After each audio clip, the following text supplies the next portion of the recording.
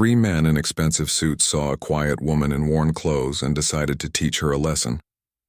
They grabbed her old bag and threw it across the busy train station floor, laughing as her belongings scattered everywhere. But when something blue and star-shaped rolled across the marble, the laughter stopped completely.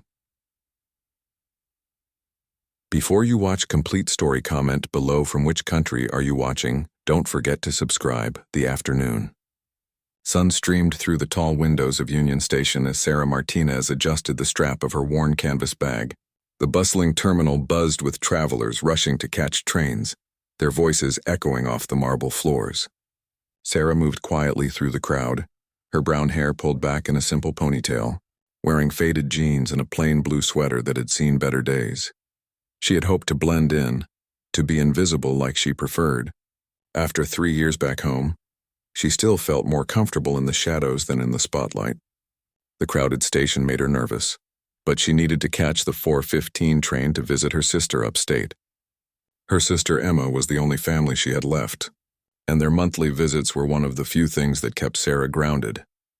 As she walked toward the departure board, checking the platform number for her train, she noticed 3 men in expensive suits standing near the information desk.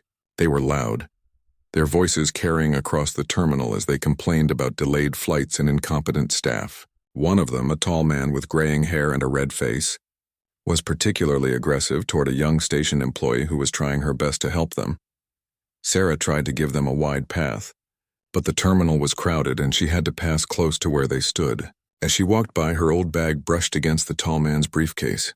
"Hey," he shouted, turning toward her with anger flashing in his eyes. "Watch where you're going!" Sarah stopped and turned back, her voice quiet but sincere. "I'm sorry. I didn't mean to bump into you." The man looked her up and down with disgust. His 2 companions turned to watch, smirking as if they sensed entertainment coming. The tall man's eyes took in her worn clothes, her simple appearance, her humble manner. In his expensive suit and shiny shoes, he clearly felt superior to this ordinary-looking woman. "Typical," he said loudly, making sure others could hear. "People like you don't pay attention to anything. Probably on welfare, right? Living off hard-working people like us?" Sarah felt her cheeks burn, but she kept her voice steady. "I apologize again. I'll be more careful." She turned to walk away, but the man wasn't finished. His companions were chuckling now, and a small crowd had begun to gather, drawn by the commotion. The tall man seemed energized by the attention. "That's it? Just walk away?" He stepped closer to her. "People like you think you can just do whatever you want without consequences. No respect for people who actually contribute to society." Sarah's hands tightened on her bag strap, but she kept her voice calm. "Sir, I said I was sorry. I don't want any trouble." "Of course you don't want trouble. You want to take the easy way out." The man's voice grew louder and more people stopped to watch. "Bet you've never worked a real day in your life.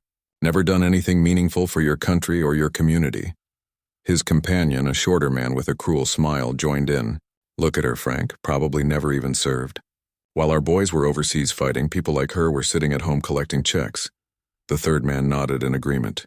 "These people have no idea what sacrifice means. No concept of duty or honor." Sarah's jaw tightened at those words, but she remained silent. The crowd around them had grown larger. Some people looked uncomfortable with what they were witnessing, but no one spoke up. Others seemed to enjoy the show, pulling out phones to record what they thought might be an entertaining confrontation. Frank, the tall man, seemed to be feeding off the crowd's energy. He stepped even closer to Sarah, his voice becoming more aggressive. "You know what? I don't think you're sorry at all. I think you people believe you're entitled to bump into your betters and just walk away. Please," Sarah said quietly. "I just want to catch my train." "Oh, you want to catch your train?" Frank's voice dripped with sarcasm. "Well, maybe you should have thought of that before you showed such disrespect." He reached out suddenly and grabbed her bag. "Maybe you need to learn some manners." Sarah tried to hold on to her bag, but Frank was bigger and stronger. His companions moved to block her from the sides, making it clear this had become more than just verbal harassment. The crowd pressed closer, some recording with their phones, others just watching with the sick fascination people sometimes have for cruelty. "Give me my bag back," Sarah said, her voice still controlled but with a hint of steel underneath. "Or what?" Frank laughed. "You'll call the police? Tell them some successful businessman hurt your feelings? He held her bag high above his head like a bully in a schoolyard. "Maybe if you get on your knees and apologize properly, I'll give it back," the crowd murmured at this suggestion. A few people looked disgusted by Frank's behavior, but still no one intervened. In the modern world, everyone seemed more interested in recording drama than stopping it. Sarah stood perfectly still, her dark eyes focused on Frank's face. "That's not going to happen." "Oh, it's not?" Frank's face flushed red with anger. "You think you're too good to apologize? Too proud?" He turned to address the crowd. "You see this, everyone? This is what's wrong with people today. No respect, no humility, no understanding of their place." His companion with the cruel smile egged him on. "Show her what happens to people who don't show proper respect, Frank." Frank's grip tightened on Sarah's bag and his expression turned vicious. "You want your bag back? Fine, here it is." With a violent motion, he hurled her bag across the marble floor. It skidded several feet before hitting a pillar, and the old zipper, weakened by years of use, burst open. The contents of her bag scattered across the floor in front of dozens of witnesses. Personal items rolled and slid across the polished marble. A worn wallet, reading glasses, a small notebook, some loose change, a few family photos, and other ordinary belongings spread in all directions. Frank and his friends laughed as Sarah dropped to her knees to gather her scattered possessions. "There you go," Frank said loudly. "Now you know your place." The crowd watched as Sarah quietly began collecting her things, her face burning with humiliation, but her movement still dignified.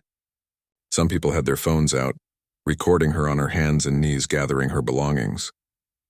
The scene was exactly what Frank had intended, a public humiliation designed to make her feel small and powerless. But as Sarah reached for her reading glasses near the base of the pillar, something else had fallen from an inner pocket of her bag, something that made several people in the crowd gasp and step back in shock. Lying on the marble floor, its distinctive blue ribbon stretched across the white stone, was a star-shaped medal that many Americans would recognize instantly. The Medal of Honor, the nation's highest military decoration, gleamed under the terminal's bright lights. Its 5-pointed star, suspended from the light blue ribbon with 13 white stars, was unmistakable to anyone who knew anything about military honors.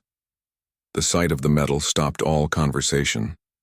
Frank, who had been gloating over Sarah's humiliation, fell silent as he saw what had fallen from her bag.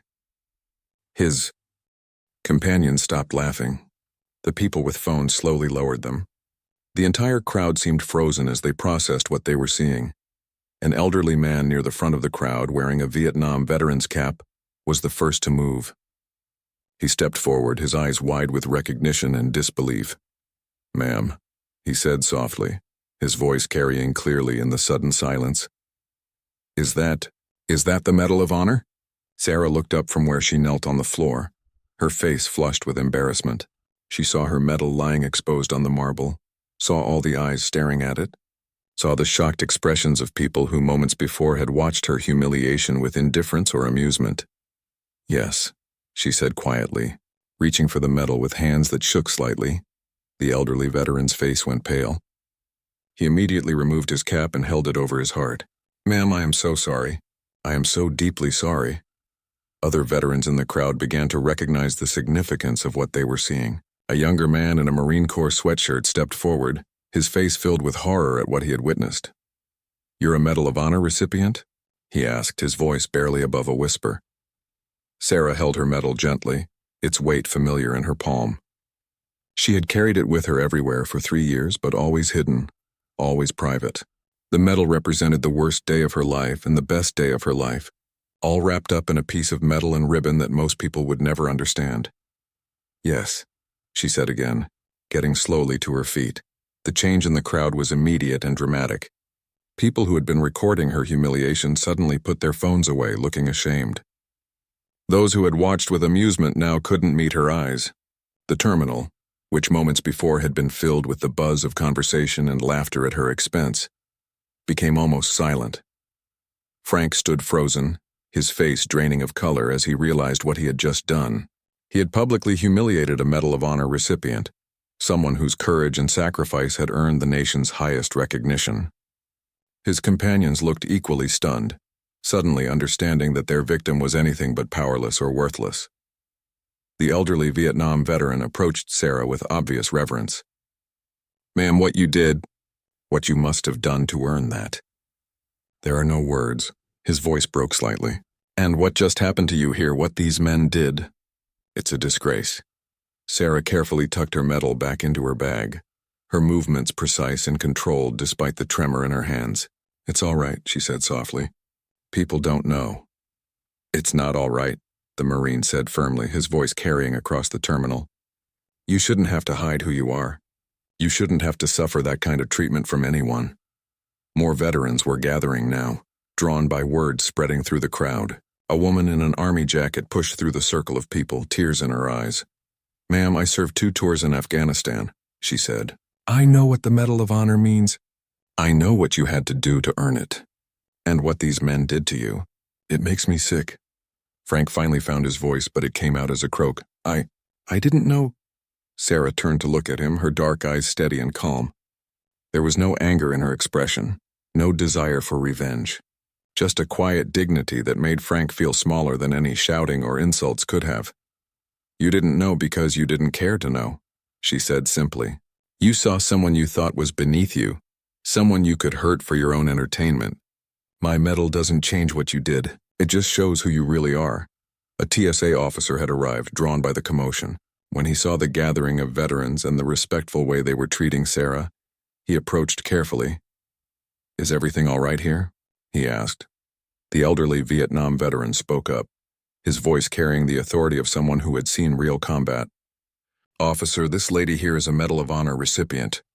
These 3 men just publicly humiliated her, threw her personal belongings across the floor for everyone to see. The officer's expression changed immediately. In the world of law enforcement and security, the Medal of Honor commanded instant and total respect. He turned to Frank and his companions with a look that could have frozen water. Is that true? He asked, his voice dangerously quiet. Frank's expensive suit and confident manner seemed to deflate before everyone's eyes. There was a misunderstanding. A misunderstanding? The Marine veteran stepped forward, his voice incredulous. You threw a Medal of Honor recipient's bag across the floor and made her crawl around picking up her belongings for your entertainment. What kind of misunderstanding is that? The crowd had grown even larger now, with more people arriving as word spread, but the atmosphere had completely changed. Instead of the cruel entertainment value that Frank had provided earlier, now there was a sense of collective shame and respect. A woman in a business suit who had been recording earlier approached Sarah hesitantly. Ma'am, I was taking video when this started. I'm so sorry. I didn't know who you were, but that's no excuse. What those men did was wrong, and I should have spoken up. Sarah looked at her with the same calm dignity she had shown throughout the ordeal. Thank you for saying that. The woman pulled out her phone and deleted the video in front of Sarah and the crowd. I don't want any record of your humiliation. You deserve so much better than this. Other people began to follow suit, deleting photos and videos they had taken. The shame on their faces was evident as they realized they had been complicit in the mistreatment of someone whose sacrifice and courage far exceeded anything they had ever done. Frank tried again to speak, his voice shaky. Ma'am, if I had known... Sarah interrupted him gently but firmly. If you had known, you would have treated me differently. But you didn't treat me badly because of who I am. You treated me badly because of who you are. My medal doesn't change that. Her words hit harder than any anger could have. Frank and his companion stood there, exposed not just as bullies, but as bullies who had chosen someone extraordinary as their victim. The contrast between their behavior and her dignity was stark and painful to witness. The TSA officer was speaking quietly into his radio, calling for backup and likely reporting the incident to his supervisors. In the post-9/11 world, any mistreatment of military personnel, especially Medal of Honor recipients, was taken very seriously. A young soldier who couldn't have been more than 20 approached Sarah with obvious nervousness. Ma'am, I'm sorry to bother you, but could you tell us what you did? To earn that medal, I mean. If you don't mind talking about it. Sarah looked at the young man, seeing something of her younger self in his eager face. She had been like him once, full of courage and determination, ready to serve her country without question, before the mission that changed everything. I was a medic, she said quietly, her voice carrying in the hushed terminal, in Afghanistan. Our convoy was ambushed, and we had wounded soldiers trapped under enemy fire. I went back for them. Several times. She paused, the memories clearly difficult even after all these years. The crowd waited respectfully, understanding that they were hearing about events most people could never imagine. There were 7 wounded soldiers, she continued. The enemy had us pinned down and the injured men were in the kill zone. My commanding officer ordered everyone to fall back, but I couldn't leave them. I made 7 trips into that fire zone, bringing out 1 wounded soldier each time. The young soldier's eyes were wide with amazement and respect. 7 times? You went back 7 times? The last trip was for my lieutenant, Sarah said, her voice growing quieter. He'd been hit in the chest, and I knew he wouldn't survive if I didn't get him out. The enemy fire was so intense by then that everyone thought it was suicide to try. But he had 3 kids back home. I couldn't let him die out there. She fell silent, lost in the memory of that terrible day. The crowd remained perfectly quiet, understanding that they were in the presence of someone who had faced death repeatedly to save others. The elderly Vietnam veteran spoke up, his voice filled with emotion. How many did you save, ma'am? All of them, Sarah said simply. All 7 came home alive. The impact of her words rippled through the crowd. Here was someone who had risked her life not once but 7 times, running into enemy fire to save fellow soldiers. And less than 10 minutes earlier, she had been on her knees picking up her scattered belongings while people laughed and took pictures. Frank looked like he might be sick. His face had gone from red to white, and he swayed slightly on his feet. The magnitude of what he had done was clearly hitting him. He had humiliated a genuine American hero, someone whose courage had saved 7 lives. Ma'am, he said weakly. Please let me apologize. I had no right. Sarah looked at him with those same calm eyes. Mr. Frank, you had no right to treat anyone the way you treated me today. Not me. Not the station employee you were yelling at earlier, not anyone. My medal doesn't make me more deserving of basic human decency. It just makes your actions more obviously wrong. The station employee Frank had been berating earlier had appeared at the edge of the crowd. She was a young African-American woman, probably in college, working to pay for school. When she heard what Sarah said, tears began running down her cheeks. Frank's second companion finally spoke up, his earlier cruelty replaced by obvious shame. We owe you more than an apology, ma'am. What we did was unforgivable. What you did was human, Sarah replied, her voice gentle but firm.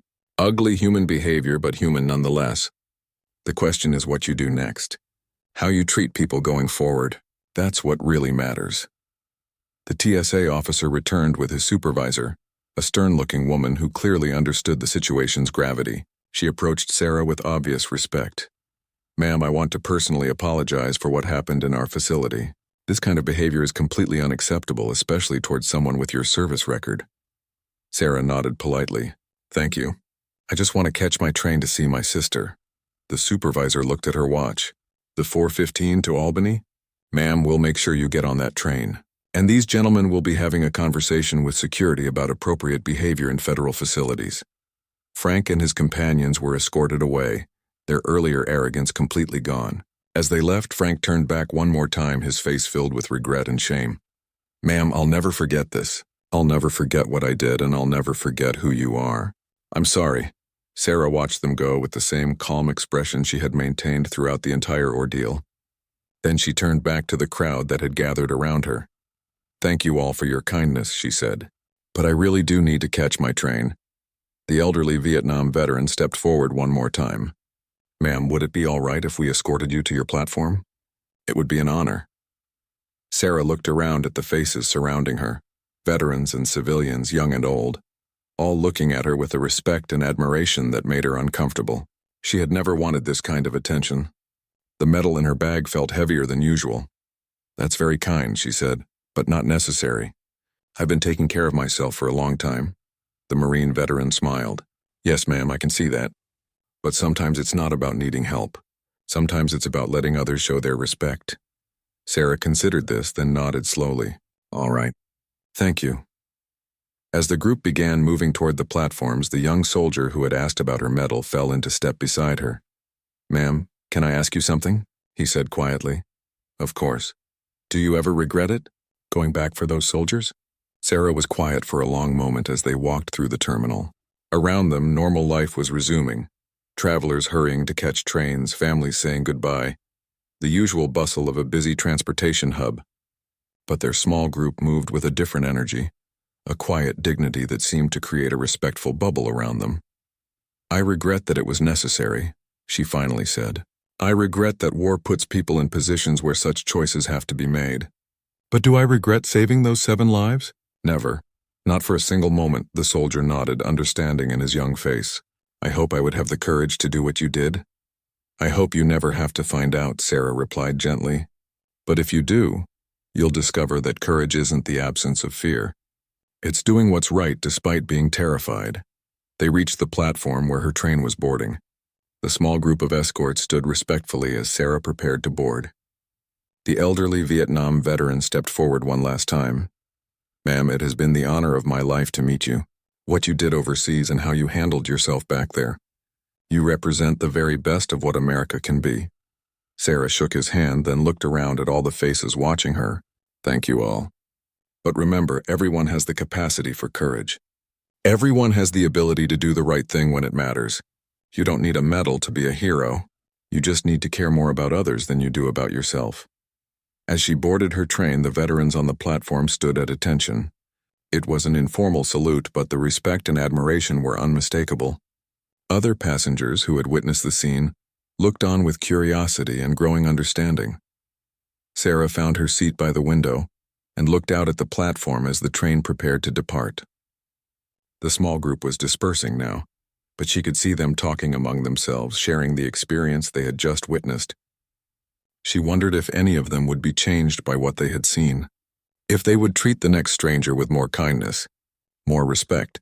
As the train pulled out of Union Station, Sarah reached into her bag and touched her medal gently. She thought about the 7 soldiers she had saved, all of whom were alive and well, living their lives with their families. She thought about the mission that had earned her the nation's highest honor, and the nightmares that still woke her some nights. Most of all, she thought about the choice every person faces every day, the choice between cruelty and kindness, between judgment and compassion, between building others up and tearing them down. Frank and his friends had made one choice in the terminal. The veterans who escorted her to the train had made another. Both choices were always available, always possible. The medal in her bag was a reminder of one extraordinary day when she had chosen courage over fear.